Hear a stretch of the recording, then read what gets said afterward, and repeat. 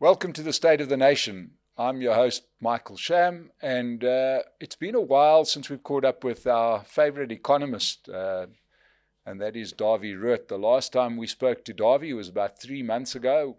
The Government of National Unity had just been announced.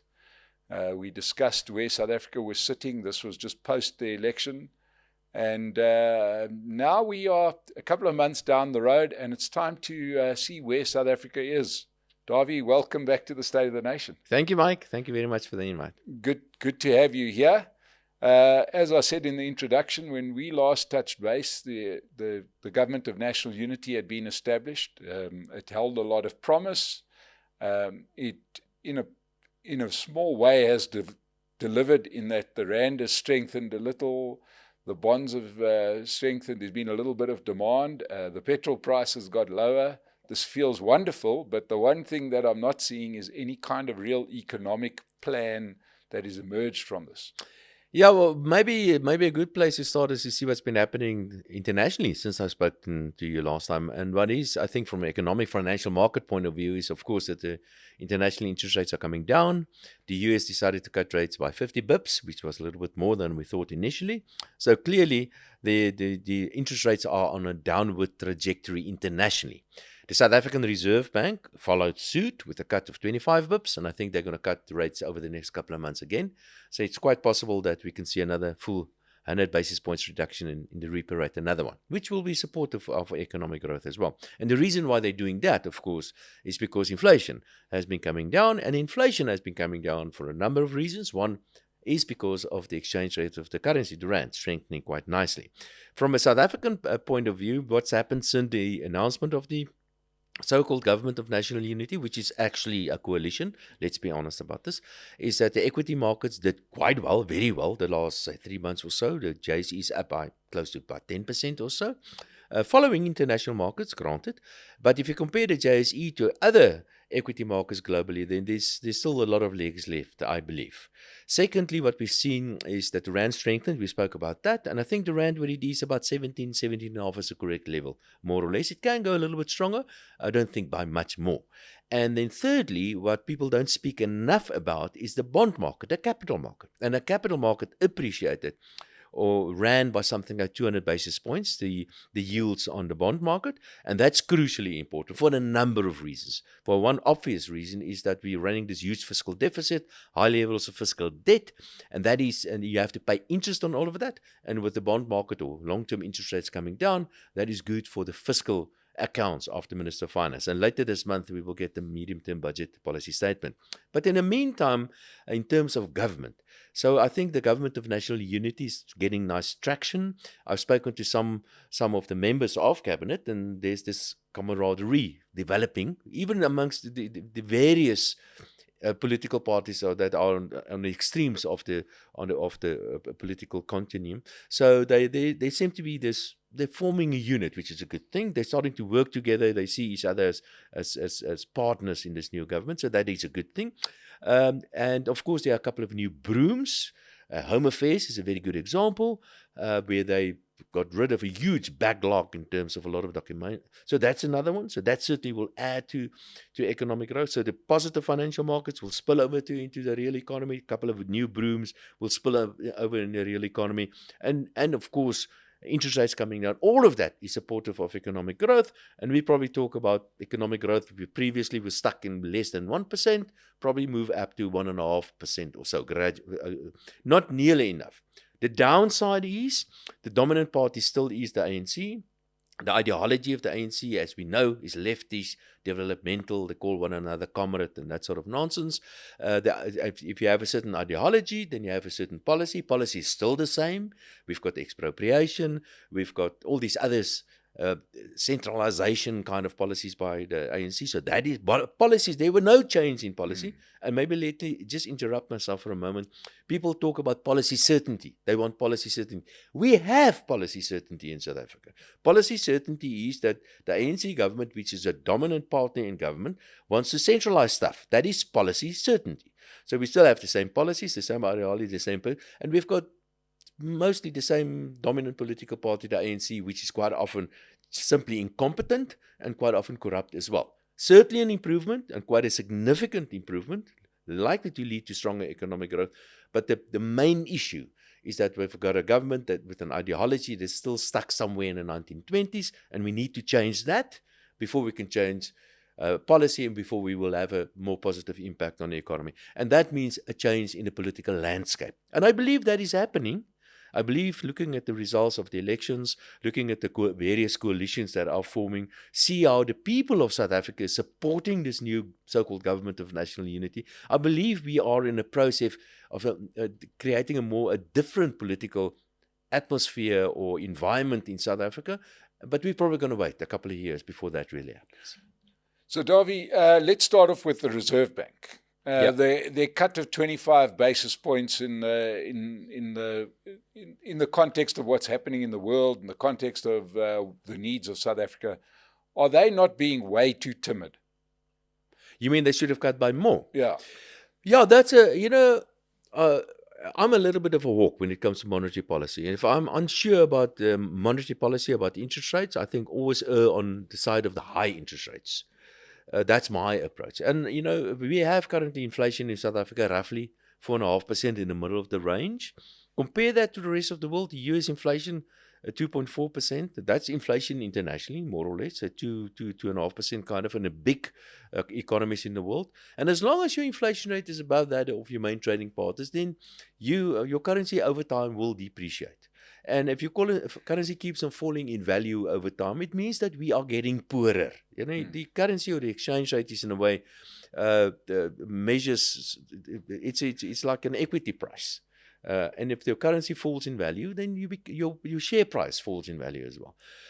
So inflation is still on the high side. And maybe that's a good point. We need to talk about inflation. So I think there was room for the Reserve Bank to, instead of cut by 25 bips, they could have cut by 50 bips. And I think, like I've said, I think they're going to cut over the next couple of months. They will keep on cutting interest rates. But you're absolutely right. In the real terms, interest rates in South Africa are relatively high. But the governor of the Reserve Bank made it clear he would like to see a lower inflation target. Remember, we've got a band, 3 to 6%, which means that people see 6 as the target. I know the Reserve Bank keeps on pushing this 4.5. It's 4.5. It's not 6, it's 4.5. So what I would like to see is for the Minister of Finance now, remember the Minister of Finance sets the inflation target. So this is the opportunity for the Minister of Finance, with inflation gradually coming lower, to set a new target and make it a point target, like 3%. We want the 3%, and I think the Reserve Bank, then if that happens, then we are very nicely set up to get inflation lower to that. Secondly, what's important is that although inflation is coming down, and although the real rates in South Africa are relatively high, inflation expectations are still too high. And remember, if the Reserve Bank's got 2 ways of getting inflation lower. The one is mechanically, by making money more expensive. People can't borrow that much money, can't spend that much money. Demand in the economy is put under pressure, and you force inflation lower. That's one way. The other way is through a psychological thing, and it's called inflation expectations. And the Reserve Bank is called the open mouth policy. Whenever the governor of the Reserve Bank opens his mouth, he talks about getting inflation lower. And what is happening is inflation expectations are gradually coming lower as well. But you can only do that by threatening them. Say, listen, you guys, if you don't listen to me, I'm going to keep rates high until inflation is low. And I think the Reserve Bank, so they're sort of erring on the high side in terms of interest rates, but I'm not too critical in the Reserve Bank. There certainly was a scope for another 25 bips or so. Lisette Kanyago is doing an excellent job. But we must talk about inflation as well. Okay, so let's talk about inflation. All right, so we have inflation currently in South Africa, about 4.5%, just below 4.5% or so. So why do we have that? And there are a number of reasons why, but a very important reason why we have inflation on the high side has to do with so-called administrative prices.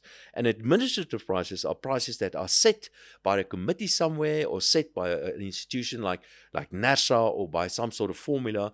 It's prices that are determined not by supply and demand forces in the economy, but something else. And Eskom is an excellent example. So Eskom now wants a 36% increase in electricity prices, but was there a huge increase in the demand of electricity? And the answer is no. In fact, there was an actual effect, a fall in the demand of electricity in South Africa. So why is Eskom then increasing prices by so it's such a huge margin? The same goes for other examples. Local authorities is another very good example. They keep on increasing taxes, local taxes, by more than the inflation rate, because they can. That's the reason why. There's no real competition for local authorities. And that's a major problem that we have in South Africa. That means a large chunk, many of these prices are increasing at a rate above the normal inflation rate, putting pressure on the rest of us to increasing our rates at a slower rate in order to get the average inflation to where the Reserve Bank wants that. And that's the problem. So the macroeconomic environment is not competitive enough. We need to fix these administrative prices like Eskom, like the post office, like the local authorities, the list goes on and the list goes on. So we need to get those institutions to be forced to accept prices that more in line with supply and demand forces in the economy, and not because they need the money or not because they can. Because let's be honest, that's why they increase these sort of prices. But the good news is that we've kind of reached the end of the line now. Eskom can't increase prices much more anymore because people are simply going away. I will generate my own electricity. The same is happening to the post office. A mismanaged organization that was run into the ground because of bad decisions, bad management, and the private sector is simply ignoring the post office. It's just disappearing. But some other good news is that if you look, for example, at Transnet, outstanding debt of Transnet, 150 billion at the moment. The new CEO of Transnet, Michelle Phillips, I think she's doing an excellent job. She realizes, I can't keep on doing this. The people are simply going to ignore Transnet, and she's getting private sector participation. Before the whole thing completely collapses, like what happened at Eskom, for example. So those are good news stories. But we must create a more competitive macroeconomic environment, and I see some signs of that actually happening in the economy. All good news. Well, what is competitive is car rental, and do you like that? Face Car Rental sponsors the State of the Nation. And if you go onto their website and rent a car, use our code SONA, you'll get a discount. And we want to thank Pace Car Rental for helping us to stay on the air. Dawie, let's talk about our deficit. Yeah. We pay nearly R1 billion a day in interest. Yeah, that's we're heading for a financial crisis here. Well, and we've spoken about this before, and I believe that if you go to the heart of a democracy, what is a democracy? And it is about the budget. It is about money. So who gets what and who pays taxes, and who are the beneficiaries from the revenue on the expenditure side of the budget for the Minister of Finance. We will see the medium-term budget policy statement of the Minister of Finance the 30th of October. He will do a so-called mini-budget. I think the mini-budget will tell us that the fiscal deficit is still far too high. And there are various reasons for that. One reason is that interest and state debt is getting out of hand because of the previous deficits that we've run. So we've accumulated this huge debt. And another very important reason is that revenue is just falling short, and revenue is falling short because the economy is not growing. So the bad macroeconomic policies that we've had for many, many decades in South Africa, the result of that now is a weak economy, and the result of that is less taxes to the Minister of Finance, and that means he needs to borrow more, and he can't spend as much as he used to. So we're heading for some sort of crisis. If you look at who are funding that fiscal deficit, that debt of the Minister of Finance, there are a number of institutions funding it, local guys, the local savings industry, the local pension funds, the local banks, for example, they are funding that, but there are some international guys funding that as well, especially the Europeans and Americans. But recently, of course, before the elections, now things are a little bit different, but they said before the elections, listen, I don't want to keep on funding a government that play war games with my enemies, like, the Russians, for example, and before the bond yields going up. But the opposite is happening now. So we have to position ourselves politically, internationally in such a manner that foreigners want to keep on funding us, but what we need to do, we need to put policies in place locally to grow the economy so that the state can actually benefit from that as well. So, but I'm afraid to say that the fiscal debt to GDP ratio currently in excess of 75% of GDP. If you include the debt of state-owned enterprises, Eskom, the post office, they need money before the end of the month or they're going to go under. Transnet, all those sort of institutions, the actual debt to GDP ratio is probably about 90% of GDP. This is unaffordable. So in the meantime, COSATU or the civil servants are demanding wage increases in excess of 10%. It's just not affordable. And that's where politics comes in. So you need to tell COSATU, your other alliance partners, that listen, we can't do that. Civil servants are overpaid mostly. They're underworked mostly. Not all of them, of course. But we just cannot afford this. So, but yes, that is something that needs to be addressed. Unfortunately, you really need political backbone to fix this, because you need to tell people, I cannot afford you anymore. In fact, I have to cut back on your salaries. And if you cut back on the amount of money that you spend on people tend to get angry at you. If they get angry at you, they do all sort of damage to the economy, strikes and all that, and they stop voting for you. So that is the political dilemma where we find ourselves at the moment. Yeah, now, to sum it up, the government's behaving like a rich kid that's been so used to spending daddy's credit card.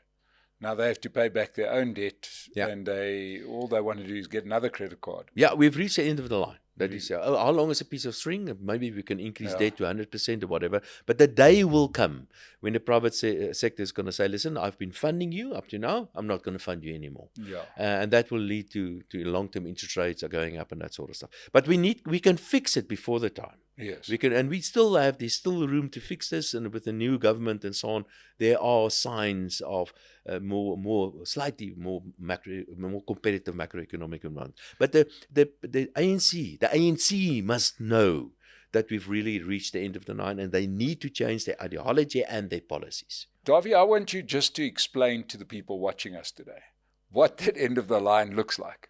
Here's a scenario. What does the end of the line look? What does it look like? Here's a possible scenario.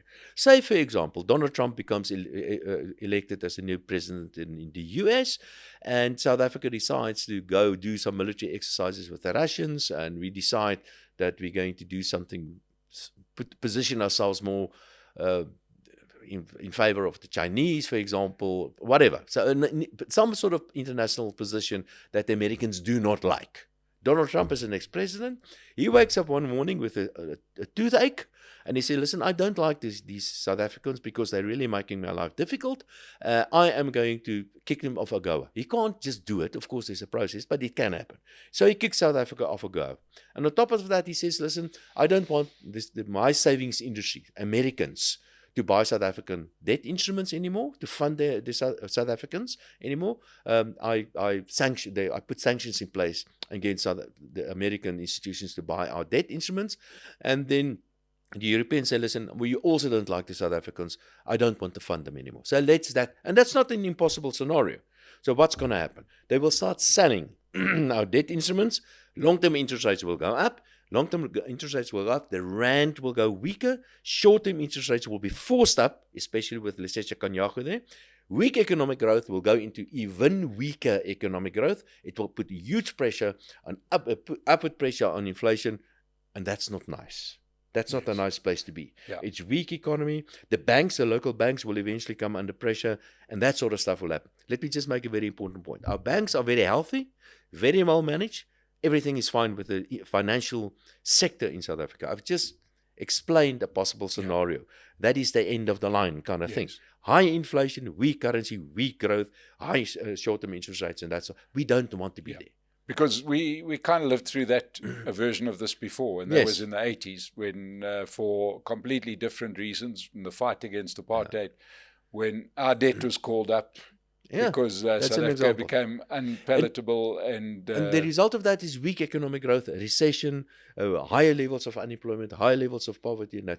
No, we don't want to be there. Yeah, and the next thing, you're at the negotiating table. We've seen this movie before. One good thing, let me just say this. If you look at the debt that we have, the debt of the state in South Africa, and you look at the composition of the debt, then the bulk of that is still rand denominated. Yes. So about 10-15% of that is in foreign currency, in dollar or whatever. So that's a good thing.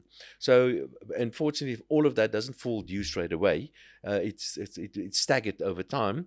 And another good thing is that the reserves at the South African Reserve Bank is more than sufficient to pay off that foreign debt. But still, we need foreigners to buy rand-denominated debt as well. And they do. And it's a good thing for them to buy that, because look at South Africa.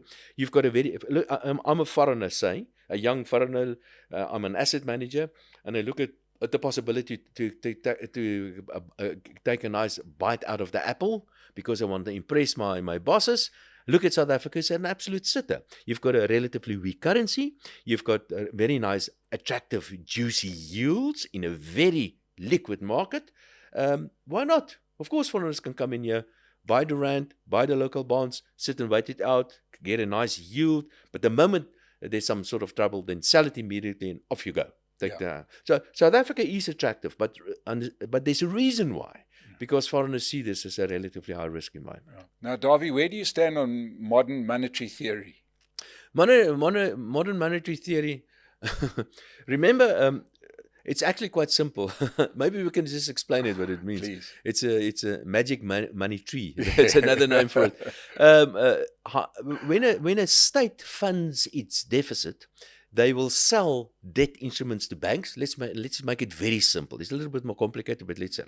So they will sell a debt instrument to the banks, and the banks will sell it to the central bank, and the central bank will give money to the banks, and the banks will use this money to lend to you and I, for example. That is the normal system, how it works. In modern monetary theory, what happens is that the government sells bonds directly to your central bank. And the central bank creates money and gives it to the state, and the state spends the money. So that's the difference. So you've got, in the case of normal monetary, or the normal functioning of how the state funds its deficit, is it goes via the financial system back to the banks, while in the case of monetary, this magic money tree, it goes directly from the state to the central bank. So the state literally prints money directly and gives it to the Minister of Finance. So you don't have the private sector as a kind of financial intermediary, just to act as a sort of a checks and balance, to make sure that the thing doesn't get out of hand. So the result of that will always be very high levels of inflation. The current system can also lead to high levels of inflation. Don't make a mistake. But that is really asking for trouble, because that is putting petrol on a fire directly instead of doing it indirectly. Yeah, it's handing the petrol can to the arsonist. Yeah, exactly. That's a good one. It may be a little bit troubling that the biggest advocate sits on the Presidential Advisory Board. Yeah, there are. But I do believe that the moment you start talking about these sort of things, and it starts going into the market, you'll see how the market's going to react to that. Yes. And I think in the end, the financial markets determine what's going to happen. You know, the bond market especially. Dawie, let's talk about possible sort of solutions, right? Now, we've spoken about the position. The position is improving, but it's still in the woods. It's not out of the woods. But our biggest issue remains our poor economic growth, our high unemployment rate, our fiscal policy, etc., etc. And as we said, the government of national unity, let's cut them some slack and say that they're busy bedding themselves in. But there seems to be no policy. From where you sit, what could ignite our economy? Well, a couple of things. I think, we've spoken about this before. One thing is that we need to get the change in terms of people's perceptions. The perceptions are not good. There's been a bit of an improvement. Confidence is not good. So there's been a bit of an improvement. We must fix it. And one way of fixing that is just to do something simple. And I suggested clean the place up. Just clean the place up and get people to start feeling good about South Africa. But let's go back to the economy. You don't need a big economic lecture or econometric modeling or economic theory on all that sort of stuff to get the economy to grow. There are only three things that you need to do. Really, only three things. And you can measure these three things against our policies that we have in South Africa. And I've decided to keep on putting in, whenever I get the opportunity to talk about this. One thing is that there's a saying that there is no free lunch. But that's untrue. There is a free lunch. And the free lunch is free trade between economic actors. Because before a transaction or after a transaction, the buyer and the seller are both better off always. Because otherwise the transaction would not have happened. Just think about that again, that before a transaction we are worse off. You and I, we decide to buy and sell something. After the transaction, you and I are better off. Because otherwise I wouldn't have entered into the transaction in the first place. Yeah. You neither. You need my cup. I'll pay for it. You need my cup. I've got an extra cup. I'm quite happy to sell it to you. I'm better off. You give me money. You are better off. Yep. Okay, that's it. So we must have policies in place to protect and encourage free trade. But, and this is a very important but, I cannot buy your cup if you are not the owner of the cup. And that's why the protection of private property rights are so important. So, protect private property rights, and I mean a very, very broad definition there of the right on my life, the right on freedom of movement, all that. So private property rights is a very broad definition. Protect private property rights and encourage and protect free trade. There are some other stuff as well. Crucially important is sound money, in other words, low inflation. But those two things are... So now let's judge or let's measure our government against those two things. Do we protect private property rights? We've got expropriation legislation in South Africa. We've got excessive levels of taxes, which is a form of theft. You can't even walk in the streets, you're going to get murdered, because that is a form of theft. Private property rights are not protected, not nearly sufficiently in South Africa. Do we have free trade in South Africa? No. You need licenses and all sort of permissions and all. Yeah.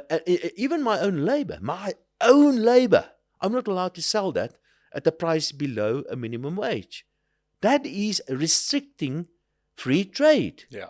So our government is not doing a good job. Yeah. So do that. Private property rights, free trade, and sound money, low inflation. And I promise you the economy will grow. Yeah, now, if people are looking for an example, one of the best recent examples of that has been India. Yeah, but used to have this thing, to anybody that wants to know what the change has been in India. India had two laws that were incredible until the early 1990s. And I use this example and I'll use it again. In 1991, I'm a cricket fan, South Africa were allowed to play international cricket again for the first time. And South Africa they played international cricket for the first time in India, because India had changed their vote to support South Africa's re-inclusion into world cricket. Listen to this. Indian cricket couldn't afford to host South Africa. South Africa had to pay to have a three one-day internationals in India. They couldn't afford to pay it. They couldn't afford to charter the plane. They couldn't afford the television broadcast. They could do nothing. South Africa had to play it. And for those of us that may remember, there was a very bad, grainy picture because their broadcasting was so poor. And when we did finally get a decent picture of it, all of the advertising around the stadium were South African companies. What changed in India? They allowed international investment, which had been disallowed until the early 1990s, and that put rocket fuel into the Indian economy, which we see today. And the second thing that India did was they had what was called the licensing system, right? Yeah, the licensor. And you had to, there was a license for everything. Yeah. And a guy used to there used to be people whose jobs was just to give you a license. If you wanted to sell this, if you wanted to run a taxi, if you wanted this, you needed a license from the state for everything.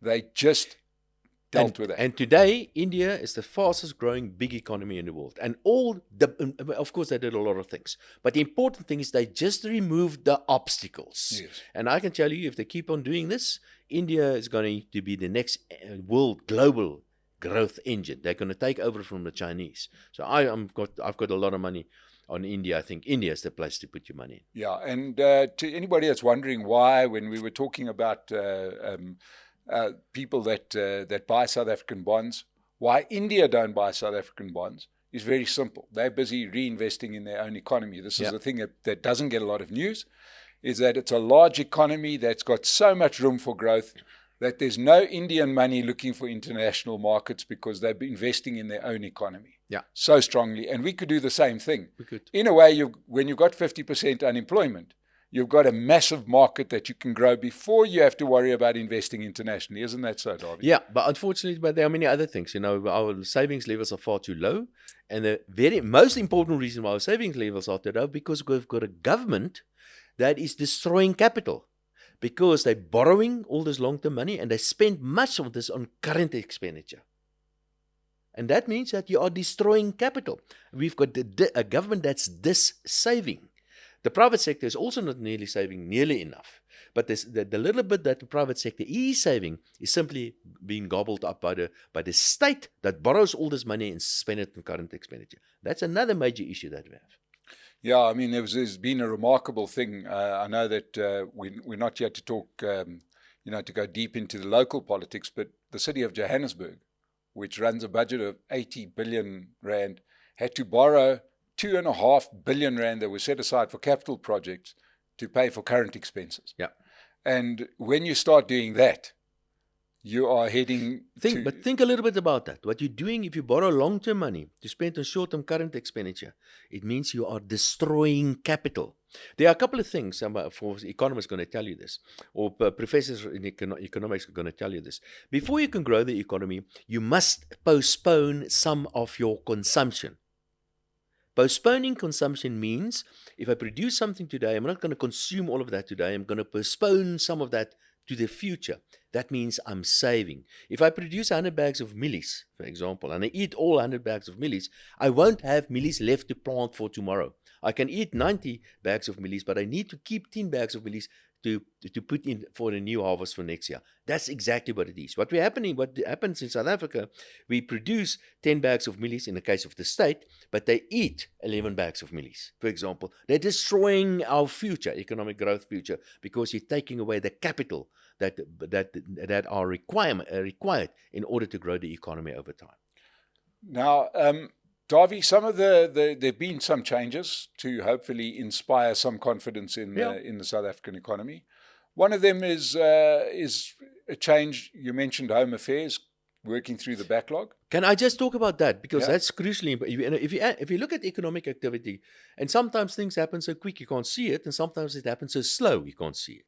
One thing is the composition of economies. And over time, economies are moving more to the service part of the economy, the tertiary part of the economy. 100 years ago, agriculture and mining was probably about 85% of the South African economy. Today, it's less than 20%. And a big chunk of economic activity is happening there in the tertiary part, the service part of the economy. Let's call it the digitizable part of the economy. That part of the economy that is driven by technological changes. And this visa change and the visa requirement is crucial. Two things are important. The one is that we can get foreigners with special skills into South Africa, and we've got a shortage of skills in South Africa. That's the easy one to understand. But the second one is that geographic areas are becoming less relevant for economic activity. Because if you've got certain skills and you've got a good computer and you've got a safe environment and you've got good internet connection, how do people know we are actually sitting in Johannesburg at the moment? Maybe we're sitting on a Bahama somewhere next to a nice swimming pool sipping pina coladas. They don't know. Don't tell them, Dawie, for God's sake. I've got my costume on underneath it. But that is the nature of modern economy. It is not limited to a certain geographic area. And that's why the second visa is so important. So we can get all these, let's call them cloud people that work in the cloud and make South Africa attractive to them. They work for a company in Canada perhaps, but they sit in South Africa, they earn money from Canada, money flowing to South Africa. They go to our restaurants, they go and spend money in our shops, and they contribute to the South African economy. And that's going to make life much easier for them to come to South Africa in future. Excellent development. Yeah, especially with such a large and growing South African diaspora. People that have been born and bred in South Africa, but they work internationally. Yeah. And some of them would like to spend 6 months of the year at home in the sunshine, especially when it's snowing in downtown Calgary. And it's a positive thing. There are many positives. The weather is a positive. We've got wonderful steak, brandy, and all that wonderful wine. And there's one downside to being in South Africa. it is a dangerous place. Mm. You have to make sure we're still physical beings. So you must make sure that you are safe. And that's a role of the state. The primary function of the state is to keep us safe. Yeah. And I'm afraid they're not doing enough. Yeah. So now, Dawie, we don't live unconnected from the world. There's a lot going on in the world. You touched on the forthcoming American elections. And America's a place with its own issues. Certainly politically, this is going to be quite a tight election. And what will happen will have implications for the rest of the world. I can tell you they've got two candidates there. The one is bad, the other one is worse. Yeah. And if you look at their macroeconomic policies, Harris and Trump, I mean, both of them are wrong. It's going to be bad for the American economy. It's going to be bad for the global economy. So I'm afraid their policies are wrong. And I can't believe they've got more than 300 million people in the US, and these are the two best candidates they can offer. But still, the US economy is the biggest economy in the world. They've got the world's most important currency. And I don't think either Trump or Harris is going to be the end of the US economy. But there's something that the US economy is heading for, and they know this, and that is their fiscal accounts. The fiscal accounts have gotten out of hand. The debt levels of the state is, depending on your definition, 120-odd%. And the only reason why they can run this massive fiscal deficits of 6-7% to GDP is because they have the US dollar. So until we get a candidate that realizes this and they can do something about the huge fiscal debt in the US, I'm afraid that the US is heading for some sort of crisis.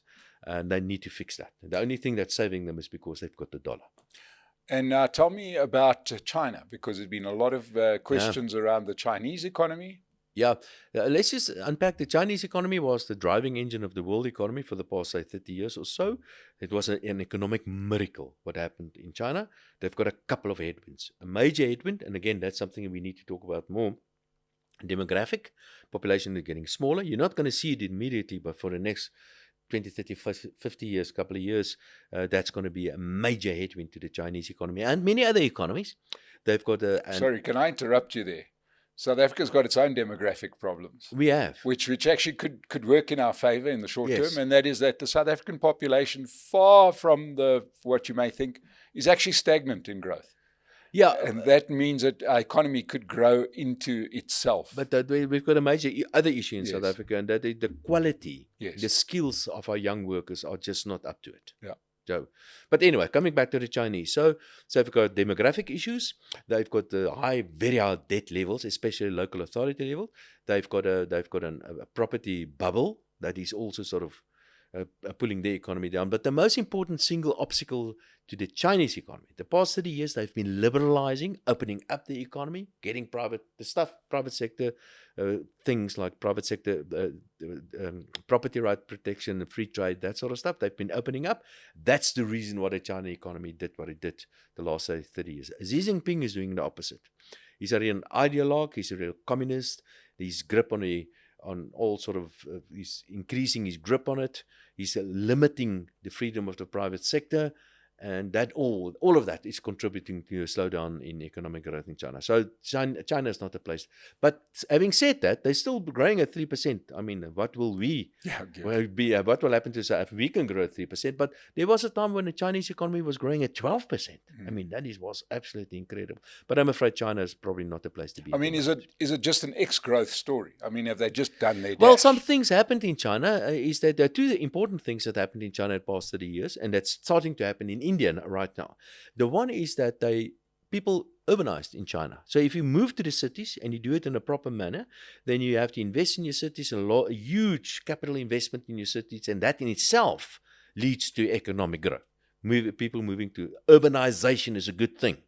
A second thing that happened is that opened up the rural areas. So all these subsistence farmers move into the factories, leaving this land open for real commercial farming, for corporates to start farming the rural areas. And that's happened. That also is that additional boost the economic activity. And that's where the Indians are now. They're moving to the cities, they're urbanizing, opening up the rural areas, and leading to this huge capital investment in the cities.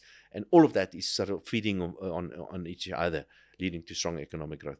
And that makes China kind of, that we've seen the end of that now. We've seen the end of that process in China. Of course, there's still a long way to go there, but we've seen the end of that process in China. And what the Chinese need now is to move to the next level and become a more service-orientated economy, becoming a more more modern economy, if you like. Yeah. And that's the next level. And I'm afraid in order to do that, you need more individual freedoms. And Xi Jinping doesn't want that. He wants more control over the economy. Yeah. Now, while we remain with trouble spots, we've got the Middle East conflagration, which looks at this point, as we're sitting recording this, that it's not going to be resolved anytime soon. It seems to be getting a little bit worse. Yeah. And this isn't a political commentary. It's more about the economic impact of what's going on in the Middle East. Do you see that affecting things? Certainly, a lot of the oil producers seem to be staying out of it. Let's be honest, is that, the conflict in Ukraine, the new conflict that's waiting to happen in around about Dawie, it's waiting to happen. That's going to happen. What's happening in the Middle East, all of these sort of things can spill over in something much bigger. And I think we are probably closer to a third world war than we've ever been since 1962, at least, with the Cuban crisis. But having said that, what's happening in the Middle East, with all these various countries getting involved and the possibility of Iran getting involved as well, really getting involved, I would have thought that the oil price would have been at $100 already. It's not. So the financial markets do not seem to be that concerned about this conflict. It's another conflict. It is horrible what's happening there, people losing their lives and their livelihood and all that. But it seems to me as if the financial markets are not that concerned. The oil price, at least, is not suggesting that. And you're right. Countries like Saudi Arabia, they don't want to get involved. They're big oil producers. But who knows? So we're getting two different stories here. One is the humanitarian and crisis that comes with war. What the markets, which obviously sometimes really have good information, we've both been in markets, is telling us is that this thing is not going to be as big a global issue as what it may seem. But look what happened to the First World War. Everything was lined up. All the cannons were sort of pointing to one another, and it was only a small incident that led to the beginning of the First World War. Yeah. So I'm afraid that you can see the fault lines politically, internationally. Let's just hope that sanity prevails. Dawie, Roodt, thank you so much for keeping us informed. And ladies and gentlemen, as Dawie said, all politics is about economics. A country is run for the well-being of people, and the most important well-being for you, for me, is our salary at the end of the month. That's what keeps us going, and there's no system that has been invented that replaces that. So this stuff is really important. It's important that we keep an eye on some of these factors that Dawie has highlighted today. Dawie, thank you so much for coming back to the State of the Nation. Thank you, to everybody, go and support Pace Car Rental. Go and subscribe to the State of the Nation. You'll get great information like this, and we'll keep you in the loop. Thank you so much for joining us. We'll see you again soon.